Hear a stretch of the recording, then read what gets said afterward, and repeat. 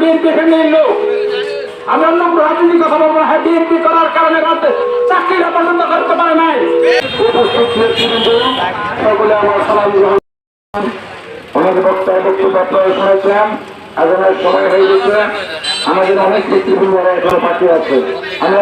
দীর্ঘ 17টি বছর আমরা এইভাবে বন্দিগানের মাটিতে দাঁড়িয়ে কথা বলার সুযোগ পাইনি ভাইরা আমার। আপনারা সাবধান হয়ে যান। আমরা বিএনপি দল, ভদ্রলোকের দল। আমি আপনাদেরকে বিরুদ্ধভাবে অনুরোধ করবো, আপনারা পরিবেশ বিনষ্ট করবেন না। কারো শান্তিপূর্ণভাবে আপনারা আমরা সহাবস্থানে বাস করবো। আর একটি কথা বলতে চাই,